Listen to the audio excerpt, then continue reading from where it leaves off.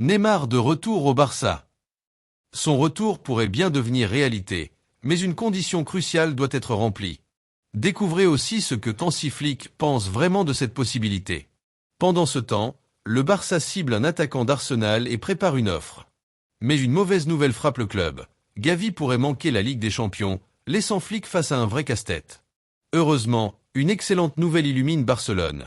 Le club est en lice pour le prix L'Heureux 2025. Abonnez-vous, likez et activez la cloche pour ne rien manquer. Le FC Barcelone continue d'écrire l'histoire et s'impose une fois de plus comme l'un des clubs les plus influents du monde du football. Cette fois, ce sont Aitana Bonmati, Lamine Yamal et l'équipe féminine du Barça qui brillent en étant nominés pour les prestigieux prix L'Heureux. Aitana Bonmati, déjà habituée aux distinctions, est à nouveau en lice pour le titre de meilleure athlète féminine de l'année. Après avoir remporté presque toute la saison dernière avec le Barça et la sélection espagnole, elle pourrait ajouter une nouvelle récompense à son incroyable palmarès. Championne de Liga, de la Ligue des Champions, de la Copa de la Reina et de la Supercoupe d'Espagne, elle a également décroché la Ligue des Nations avec l'Espagne. Avec un ballon d'or et plusieurs autres prix majeurs, Aitana s'impose plus que jamais comme la référence absolue du football féminin. Mais elle n'est pas la seule à représenter fièrement les couleurs blaugrana. À seulement 17 ans, Lamine Yamal reçoit sa toute première nomination dans la catégorie Révélation de l'année. Déjà perçu comme l'un des plus grands talents du football mondial, il a marqué l'Euro 2024 de son empreinte avec un but et 4 passes décisives en 7 matchs. Son influence a été déterminante dans le parcours de l'Espagne et il a déjà accumulé des distinctions comme le Golden Boy et le trophée de la Coupe. Enfin, l'équipe féminine du Barça, qui a tout raflé la saison dernière, est nominée pour le prix de la meilleure équipe de l'année. Dominante sur tous les tableaux, elle s'affirme comme une référence incontournable du football européen et mondial.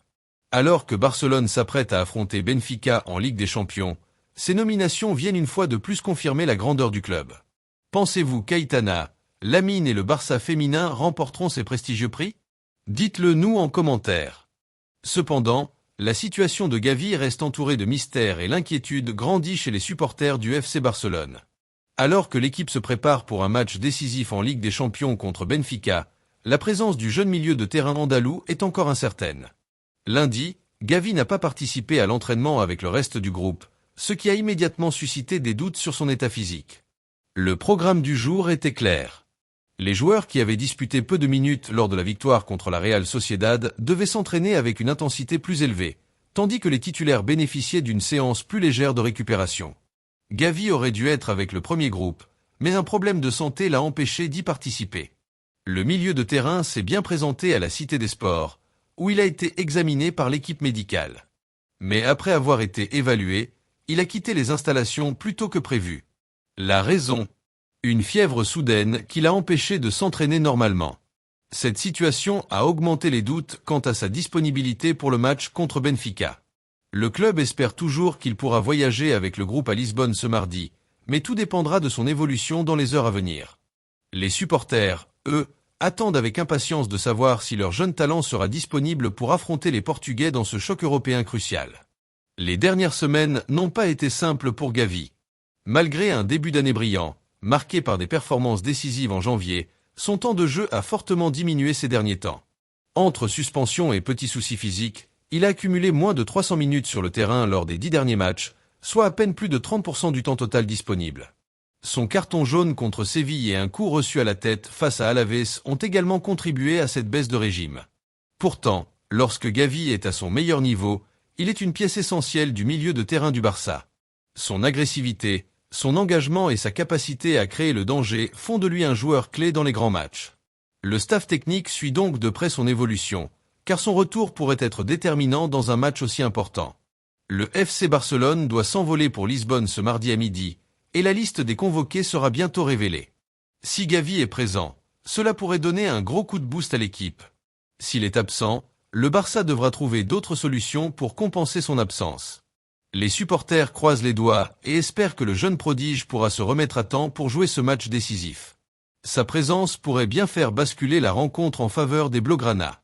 Reste à savoir si son état de santé lui permettra de répondre présent. La réponse ne devrait plus tarder. Autre actu. Le FC Barcelone est en quête de renfort pour dynamiser son aile gauche et plusieurs noms figurent déjà sur la liste des dirigeants catalans. Parmi eux, des stars confirmées comme Rafael Leao du Milan AC, Luis Diaz de Liverpool ou encore Nico Williams de l'Athletic Club. Mais ces dernières semaines, un autre joueur est revenu sur le devant de la scène et pourrait bien devenir une cible prioritaire du Barça. Il s'agit de Gabriel Martinelli, l'ailier brésilien d'Arsenal, qui brille en Premier League et attire l'attention du club catalan. À seulement 23 ans, Martinelli est un talent explosif, capable d'évoluer sur les deux ailes, avec une vitesse redoutable et une qualité de dribble qui le rendent imprévisible. Ironie du sort, le joueur avait déjà eu l'occasion de rejoindre Barcelone par le passé. Alors qu'il n'était encore qu'un jeune espoir du football brésilien, il avait effectué des essais dans les équipes de jeunes du Barça, mais les recruteurs n'avaient pas été convaincus à l'époque. Aujourd'hui, cette décision pourrait être considérée comme une erreur, et le club catalan aimerait bien la corriger en tentant de l'attirer en Liga. Cependant, la situation économique du Barça complique l'opération.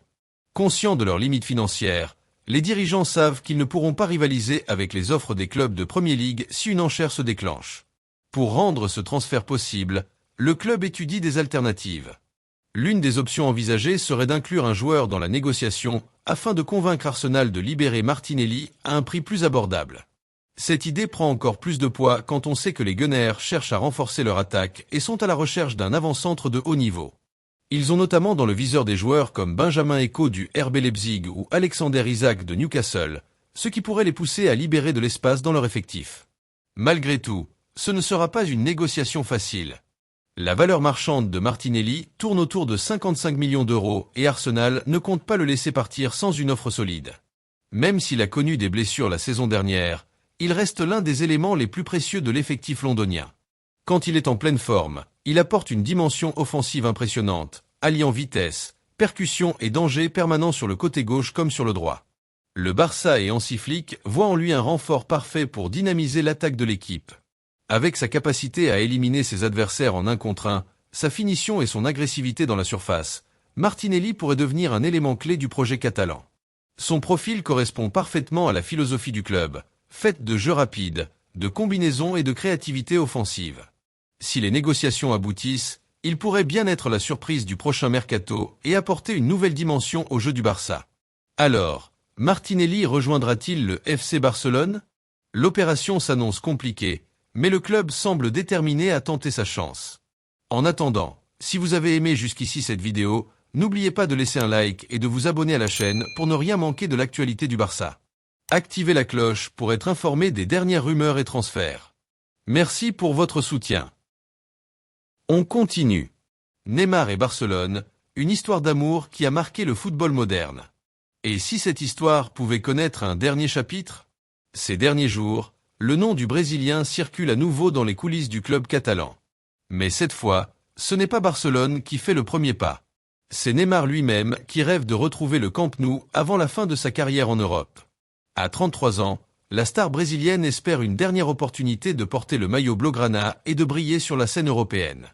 Son agent, Pini Zahavi, aurait même sondé la direction du Barça pour étudier les possibilités d'un retour. Mais le club n'a pas donné de réponse définitive. Au contraire, une condition bien particulière aurait été posée. Neymar doit marquer au moins 15 buts avec Santos avant que Barcelone n'envisage sérieusement de le récupérer. Pourquoi une telle exigence? Tout simplement parce que le Barça veut s'assurer que Neymar est encore capable d'évoluer à haut niveau. Après plusieurs saisons marquées par les blessures et une aventure mitigée en Arabie Saoudite, il doit prouver qu'il peut encore être un joueur décisif. Hansi Flick construit une équipe dynamique, basée sur l'intensité et la jeunesse. Neymar, avec son âge et son historique de blessures, ne correspond pas totalement à cette vision. Mais ce n'est pas seulement une question sportive. Il y a aussi la réalité financière du FC Barcelone. Le club traverse une période délicate et doit faire attention à ses dépenses. Un transfert de Neymar, même sans indemnité, impliquerait un salaire important. Barcelone a déjà du mal à s'aligner sur les exigences du fair-play financier et doit prioriser des investissements sur le long terme. Cela signifie que le retour du Brésilien ne pourra se faire que si les conditions économiques sont parfaitement maîtrisées. Cependant, certains joueurs du vestiaire ne seraient pas contre son arrivée. Lamine Yamal, par exemple, voit en Neymar un modèle et une source d'inspiration. Jouer aux côtés de son idole serait un rêve pour lui. Mais l'enthousiasme des joueurs ne suffira pas à convaincre la direction du club, qui doit réfléchir à l'avenir et à la cohérence du projet sportif. De son côté, Neymar a plusieurs motivations pour un retour en Europe. Il veut se préparer au mieux pour la Coupe du Monde 2026 et retrouver un niveau compétitif. Son récent retour en sélection brésilienne prouve qu'il reste un joueur important aux yeux de son pays. Mais cela suffira-t-il pour convaincre Barcelone de lui offrir une dernière danse? Pour l'instant, aucune négociation formelle n'a été entamée. Le Barça observe, mais ne se précipite pas.